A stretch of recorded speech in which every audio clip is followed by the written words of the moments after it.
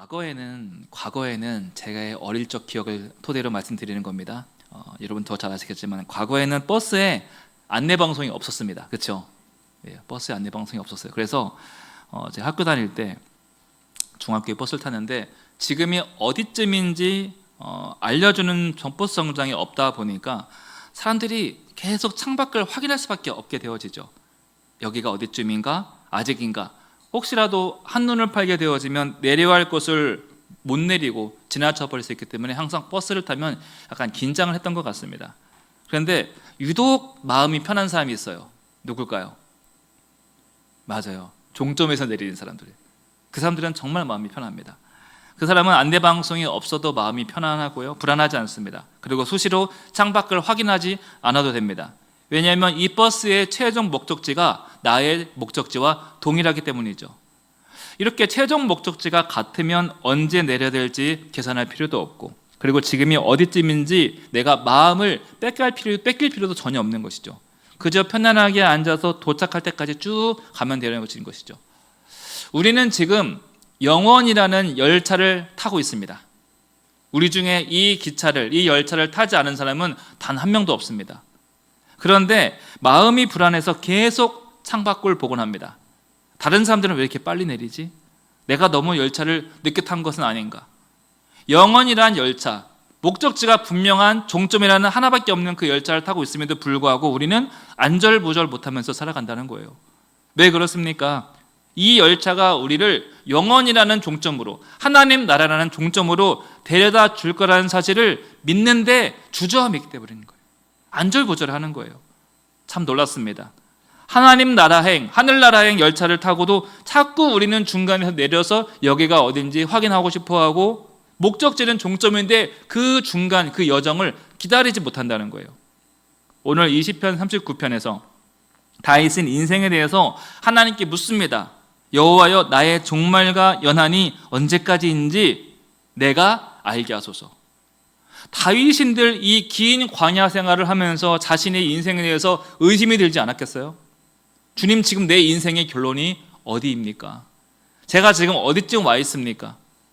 다윗은 지금 내가 어느 정거장에 있는지 그것을 묻는 것이 아니라, 내가 분명히 영원이라는 기차를, 하나님이 주인 되시는 열차를 탄 것은 분명한데 나는 내린 적이 없는데 자꾸 내린 것 같은 느낌이 드는 거예요. 끊임없는 찾아오는 의심과 불안함이 내 인생 가운데 찾아오게 되어지고요, 그리고 그 모든 것들을 숨기지 않고 하나님 앞에 묻는 과정이 바로 오늘 20편 39편 말씀입니다. 주님, 내가 이 열차 탔는데 잘 가고 있는 거 맞지요? 제가 지금 잘 견디고 있는 건 맞지요? 이렇게 믿음과 불안 사이에서 하나님 앞에서 나와서 주님께 물어보는 그 과정이 바로 오늘 말씀인데, 그 질문에 대한, 다윗의 질문에 대한, 그리고 우리의 질문에 대한 하나님의 답변, 그것이 무엇인지 함께 살펴보도록 하겠습니다. 첫 번째로, 우리의 인생은 생각보다 상당히 짧다는 것이죠. 이것이 하나님의 첫 번째 답변이었습니다. 다윗은 먼저 인생의 길이가 어떠한지 물어봅니다. 우리 4절 말씀 함께 읽어보겠습니다. 여호와여, 나의 종말과 연한이 언제까지인지 알게 하사 내가 나의 연약함을 알게 하소서. 다윗이 막연하게 내 인생이 너무 힘들다고 말하지는 않습니다. 다만 하나님 앞에서 인생의 길이가 대체 얼마나 긴 것입니까? 그리고 나 자신이 얼마나 연약한 존재이길래 이 인생을 살아가는 것인지 정직하게 묻고 있습니다. 그리고 그 질문에 대해서 하나님께서 응답을 주시는데 어떻게 응답하십니까? 5절 말씀이에요. 함께 고백하겠습니다. 주께서 나의 날을 한 뼘 길이만큼 되게 하심에 나의 일생이 주 앞에는 없는 것 같사오니.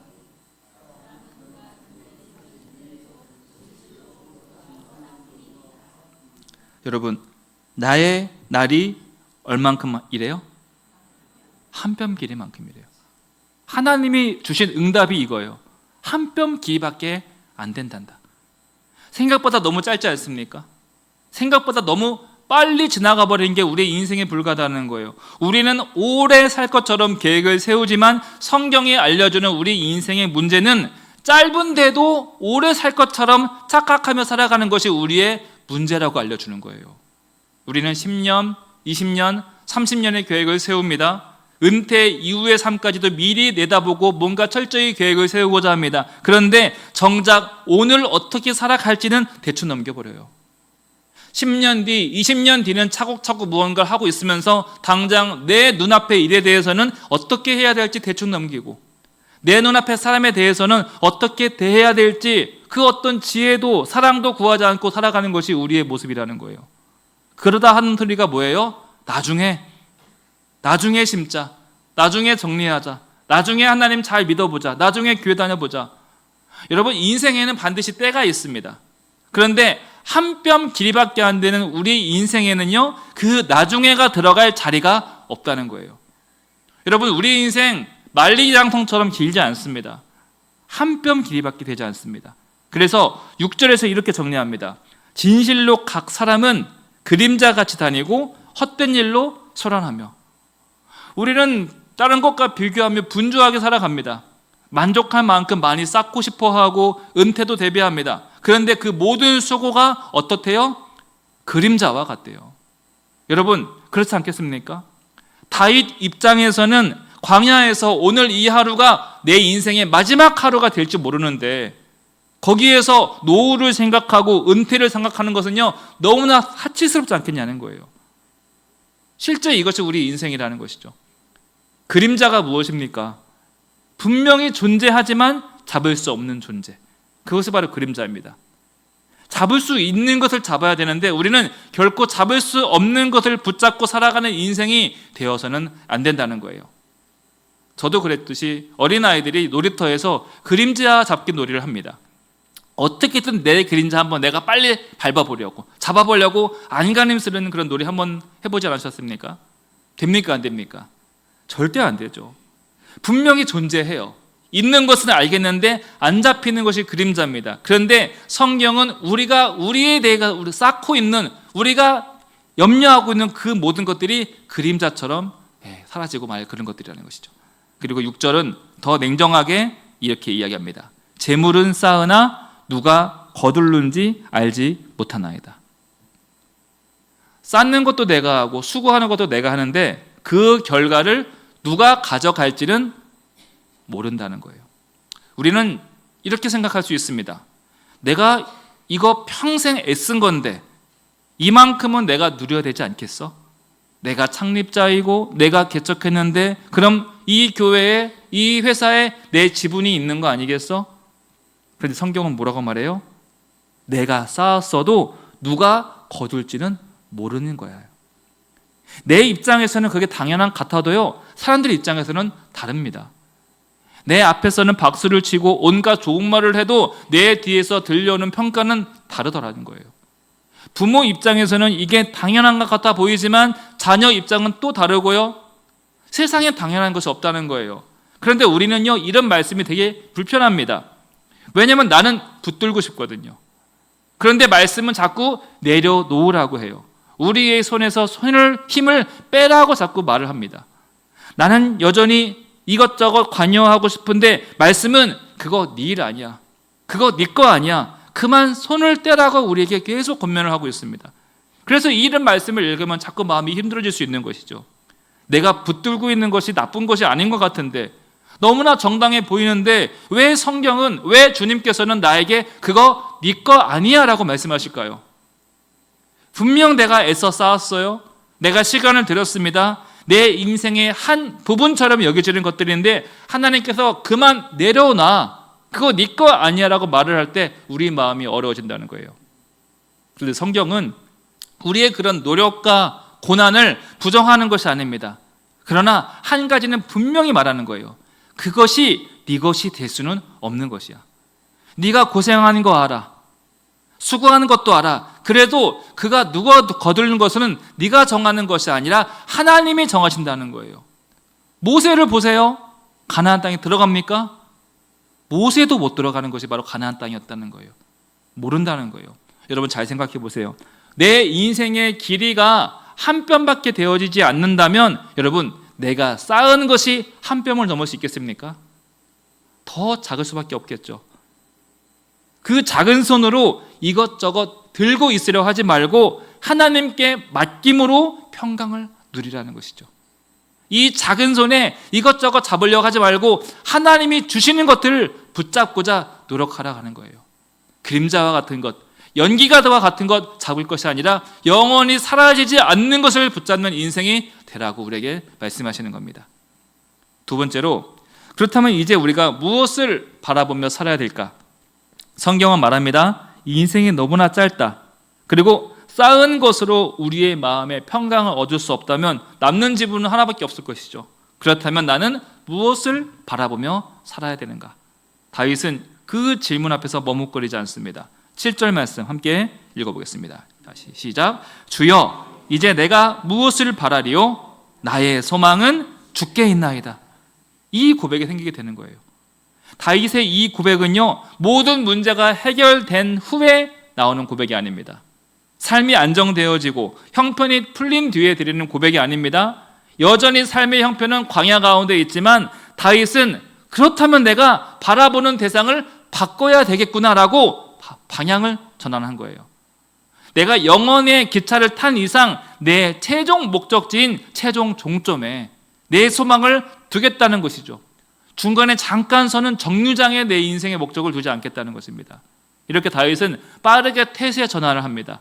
사람이 이렇게 헛되구나. 인생의 길이가 그렇게 한 뼘밖에 되지 않는구나. 그렇다면 무엇을 선택해야겠어요? 영원하신 하나님을 바라봐야 되겠구나. 이것을 깨달은 거예요. 여러분들은 어떤 것에 소망을 두고 계십니까? 소망은 방향성에 있습니다. 우리가 상황 따라 움직이면 우리 인생 늘 출렁거릴 수밖에 없습니다. 그래서 우리는 소망 따라 움직여야 되는데 만약에 상황 따라 움직이면 어떻게 되겠어요? 가령 아이 낳는 고통 얼마나 아픕니까? 더 힘든 게 뭐예요? 아이를 기르는 고단함이죠. 근데 그것이 결코 사라지지가 않아요. 아이를 낳고 기르는 한. 그렇다면 누가 아이를 낳고 기르겠어요? 생명에 대한 소망이 있는 사람이 아이를 낳는 것이죠. 내가 가정을 이루는 소망을 바라보기 때문에 그 고통과 고단함을 바라보는 것입니다. 마찬가지죠. 지금 다윗이 광야에 있습니다. 광야에서 소망 삼을 수 있는 것은 단 하나도 없어요. 그래서 눈에 보이는 상황을 보는 것이 아니라 영원하신 하나님께 소망을 두고 내가 하나님을 바라보겠다라고 선포하는 것이죠. 빨리 지나갔지만 좀 깊이 생각해 볼 문제인 것 같습니다. 한 뼘 길이의 우리 인생이 다른 짧은 것 의지해서 어떤 것이 나오겠습니까? 도토리가 다른 도토리 의지해서 어떤 것을 의지할 수 있겠어요? 그래서 우리는 나만큼 짧은 다른 인생 의지하며 그 사람 바라볼 것이 아니라 영원하신 하나님께로 우리의 자리와 우리의 시각을 옮기는 것이 참된 신앙이라는 것이죠. 우리 7절 말씀 다시 한번 읽어볼까요? 시작. 주여, 이제 내가 무엇을 바라리요? 나의 소망은 주께 있나이다. 여러분, 이 고백은 체념도 포기도 아닙니다. 위대하신 하나님께, 영원하신 하나님께 내 인생을 맡기는 게 내 인생의 정답 같습니다. 여러분, 이 7절 말씀 반드시 붙잡아야 되고 건져야 되고 암송하셔야 될 말씀입니다. 다시 읽어볼까요? 주여, 이제 내가 무엇을 바라리요? 나의 소망은 주께 있나이다. 여러분, 이 말씀이 평생의 여러분들의 말씀이 되시길 축복합니다. 세 번째로, 소망의 방향이 정해졌습니다. 그렇다면 우리가 뭐가 달라져야 되겠습니까? 삶의 태도가 달라지는 것이죠. 소망의 방향이 하나님께로 바뀌어졌다고 해서 이 인생이 갑자기 쉬워질 리가 없습니다. 내가 기도원 다녀왔는데 은혜도 받고 여러 가지 체험을 했다고 해가지고 돌아왔을 때 모든 것이 해결되리란 보장이 없는 것이죠. 여전히 문제는 그대로 있고요. 현실은 여전히 달라지지 않습니다. 내가 집에 돌아가면 여전히 나를 괴롭히게 있던 그 문제들, 그 상황들, 그 목소리들 여전히 있다는 거예요. 그러나 달라지는 것은 분명히 하나 있습니다. 그것이 뭐냐면 삶을 대하는, 지금 이 삶을 대하는 나의 태도가 달라진다는 것이죠. 다윗은 나의 소망이 하나님께 있음을 고백한 후에 기도의 결을 바꿉니다. 기도의 방향을 바꿉니다. 8절 말씀이에요. 나를 모든 죄에서 건지소서. 갑자기 죄에 대한 기도를 한 이유가 뭐겠어요? 지금 내가 먼저 다뤄야 될 것은 지금 내 안에 빼곡히 차 있는 내 죄로구나. 여러분, 기도의 순서를 알게 되어지는 거예요. 우리가 기차를 타기 위해서 먼저 승차권을 구매해야 되듯이 내가 하나님께 맡기고 하나님과 동행하기 위해서는 먼저 뭘 해야 돼요? 죄를 고백하고 죄를 용서받아야 된다는 거예요. 회개의 은혜, 죄사함의 축복을 받은 사람만이 그 하나님의 열차를 탈 수 있다는 것을 알게 되었기 때문에 죄를 먼저 치우겠다는 겁니다. 그리고 9절 말씀, 내가 잠잠하고 입을 열지 아니하겠습니다. 여러분, 이 말이 뭐겠습니까? 내가 내 인생에 대해서 더 이상 변명하지 않겠다는 것입니다. 주님, 내 인생 왜 그렇습니까? 왜 남들보다 늦습니까? 왜 나만 이렇게 돌아가는 것 같습니까? 이렇게 남들과 비교하고 상황 붙들고 따지지 않고 주님께 맡겼으니 잠잠히 있겠다는 거예요. 그리고 또한 무엇에 대해 잠잠합니까? 하나님, 그래도 이것만큼은 양보해 주세요. 내가 고생한 것이 있는데 제발 이것만큼은 좀 해주세요. 이렇게 하나님과 타협하는 것에 있어서도 잠잠하겠다는 것, 이제 그런 거 하지 않겠다는 거예요. 내가 하나님께 온전히 맡겼으니 그 속도와 그 방향과 그 목적지 다 주님이 정하시는 것이니 내가 더 이상 무엇 하나 하지 않겠다는 것입니다. 여러분, 이것이 말을 줄이는 거예요. 이것이 잠잠하겠다는 거예요. 하나님께서 나의 하나님 되심을 믿고 잠잠히 있겠다는 선택, 이것이 바로 8절과 9절 말씀이죠. 여러분, 맡기지 못하면 어떻게 됩니까? 계속 따라다니면서 말이 많아지는 거예요. 계속 옆에서 잔소리를 하게 되어집니다. 운전대 맡겼어요. 길만 알려줘야지. 엄청 떠들어댄다면 옆에서 운전하겠어요? 부부싸움 하는 것이죠. 네. 맡겼으면요 따갑습니다. 맡겼으면요 맡겨야죠. 말을 아껴야 됩니다. 내가 다 관여하려 하다 보니까 불평이 늘고 설명이 길어지고 자꾸 내가 뭔가를 증명하고 싶어 합니다. 자꾸 중간에 나서서 간섭하고 싶어 하고 관여하고 싶어 합니다. 그러나 소망이 하나님께 있고 소망 되신 하나님께 모든 것을 맡겼으면 우리는 자연스럽게 말이 줄어드는 거예요. 하나님이 아신다는 그 믿음 하나로 내 마음이 정리가 되어지고요, 내 마음 가운데 평강이 찾아오게 됩니다. 맡긴 사람은 더 많이 기도하지도 않습니다. 가만히 주님께서 행하실 일을 잠잠히 바라보게 되어지는 것이죠. 마지막으로 다윗은 13절에서 이렇게 고백합니다. 우리 13절 말씀 함께 읽어보겠습니다. 시작. 주는 나를 용서하사 내가 떠나 없어지기 전에 나의 건강을 회복시키소서. 이 기도는 마지막 욕심의 기도가 아닙니다. 그리고 더 오래 살게 해달라는 기도도 아니고 다시 더 잘되게 해달라는 기도도 아닙니다. 다만 한 뼘 길이의 우리의 인생이라고 했잖아요. 다만 이 삶이 끝나기 전에 내가 주님 앞에서 다시 숨을 쉬고 싶습니다. 하나님 앞에서 잠시라도 주님이 주시는 그 은총의 회복을 경험하고 싶습니다라는 겸손한 고백인 것이죠. 우리가 앞서 불렀던 찬양처럼 주님, 저 주님 없으면 안 되는 거 아시죠? 주님, 저 내가 어디로 가야 될지, 무엇을 해야 될지 주님의 은혜 없으면 안 되는 거 주님 아시죠? 이 기도인 거예요. 우리도 그렇잖아요. 젊은 시절에 이것도 구해보고 저것도 구해보고 이런 기도 해보고 저런 기도 해보고, 그러나 내 인생이 한 뼘 길이밖에 안 된다는 것을 알게 되니 무엇을 구할 수밖에 없게 됩니까? 주님, 제발 내 인생 불쌍히 여겨주소서. 제발 내 가정, 내 구원, 내 식구들 제발 구원받게 하소서. 정말 해야 될 기도를 하게 되어지는 것을 언제 알게 됩니까? 내 인생이 한 뼘밖에 안 된다는 것을 알게 될 때 주님께 간절한 기도가 나오게 되어지는 것이죠. 말씀이 맺습니다. 오늘 이 시편 39편 말씀은 우리 인생이 상당히 짧다는 것을 전제한 후에 그 짧은 인생을 무엇으로 채워야 되는 것인가, 이 정답을 알려줍니다. 내 인생의 길이 내 힘으로 늘릴 수 없습니다. 몇 년 더 살아봤자 그래봤자 그 한 뼘을 넘어가지 않습니다. 하나님이 정하신 한 뼘 넘어간 사람은 단 한 명도 없습니다. 중요한 것은요, 그 한 뼘이어도 내가 무엇을 채우고 살아가는가, 한 모금에 마시더라도 무엇을 마시는가, 그것이 중요한 것이죠. 다윗은 말합니다. 상황이 정리된 후에 내가 잠잠할 것이 아니라, 소망을 하나님께로 바꾼 후에 그는 입을 닫고 마음을 맡깁니다. 잠잠하기로 선택합니다. 그리고 마지막 13절에서 그의 기도는 전혀 거창하지 않습니다. 내 인생 끝나기 전에 오로지 주님 앞에서 호흡을 하고 싶습니다. 내가 내 마음 편히 쉴 곳은 오직 주님뿐입니다. 내 영혼을 붙잡아 주소서. 사랑하는 성도 여러분, 하나님이 우리를 부르시는 자리가 있습니다. 초대하시는 자리가 있습니다. 그 소망의 자리에서 하나님 잠잠히 바라보시며 겸손히 살아가시는 저와 여러분 되시길 주님의 이름으로 축복합니다. 말씀 기억하시면서 함께 합심하며 기도하겠습니다. 주님, 한 뼘 같은 우리의 인생을 살아가고 있습니다.